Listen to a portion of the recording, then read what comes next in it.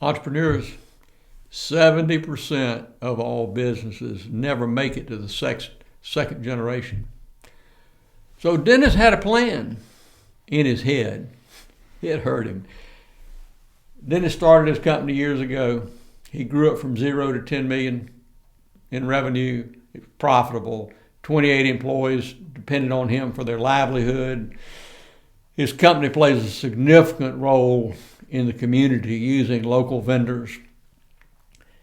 The business is very profitable, but it needs cash for its incredible growth. Dennis was a celebrity, and he was relishing the attention. However, Dennis never took time to make an annual succession plan with his trusted advisors and stakeholders in the business. Then something bad happened.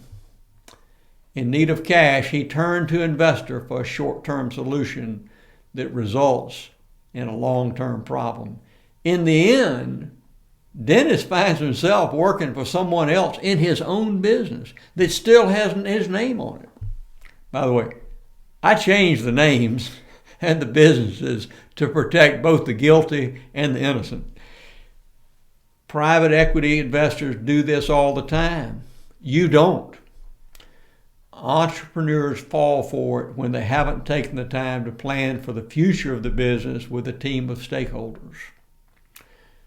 Now, I've also shared with you about a good way to invest with private equity who are aligned with you and will take a minority position. This is not what happened with Dennis. He dealt with people who are sharks, and they're doing this all the time. And savvy entrepreneurs associate themselves with people who can do some aspect of the business and planning better than they can do themselves. These people become their thinking partners in the business. This includes paid professionals like CPAs, attorneys, investment advisors, and your board, whether that board be formal or an informal, just board of advisors and mentors.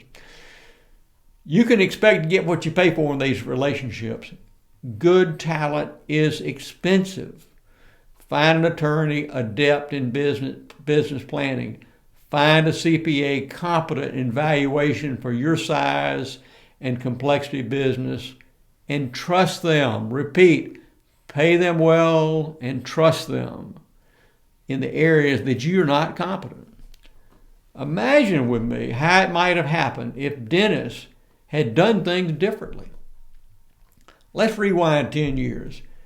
Dennis struggles to understand a preferred picture of the future, his future and the future of his business. He also challenges others to see how they want the picture to unfold. That's bringing his stakeholders in, his family, his senior management team, hopefully his pool of successors. Bring them into the planning process and the deliberation. He gets input from his family and a really wise mentor. They know him and the values he has built his company around. This picture is dynamic. He adds and subtracts from it as they influence him and as situations change around him, as he grows and matures. Making the circle larger, Dennis consults his CPA, then his attorney. They share their experiences with him, valuable, rich experiences, cuts and bruises that other clients of theirs have contended with.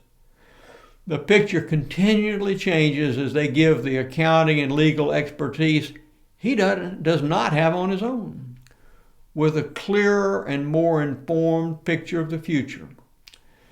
Dennis shares it with his board. He presses them for their input. He pushes them for their preferred picture of themselves in this business's future. Informally, Dennis has assembled a pool of possible successors to assume his role in the company. He observes them constantly and dreams of their future role in the business, and continuing the impact, the purpose of this business beyond himself. Initially, he's cautious with whom he shares these names of his successors. Eventually, he will choose one. Meanwhile, he is intentionally making sure This pool of possible successors is steeped in the values he wants to succeed him. It is vitally important that the purpose of the business be sustained, that its impact continue beyond Dennis. Dennis feels a responsibility to steward the influence that his profitable business has given him. At the beginning of the new year, Dennis creates a working draft of this picture of a preferred future for the company. This working draft is dynamic and uses general terms that allow for fine-tuning over time. He keeps it to one page. Each year, Dennis repeats this process. Each year, the plan gets clearer. After a few years, with continual input from his stakeholders, it grows to become a 10-year, 5-year, and 1-year succession plan. Having brought a team of advisors into a planning process for the preferred picture of the business each year, Dennis doesn't get caught needing cash, accepting it from the wrong sources and losing control of his business. Because Dennis has a plan on paper, he is a better steward of the influence a profitable business has given him. Don't get caught like Dennis. You want to learn more? There are 7 pitfalls in succession planning. We'll continue in the next video. Thanks.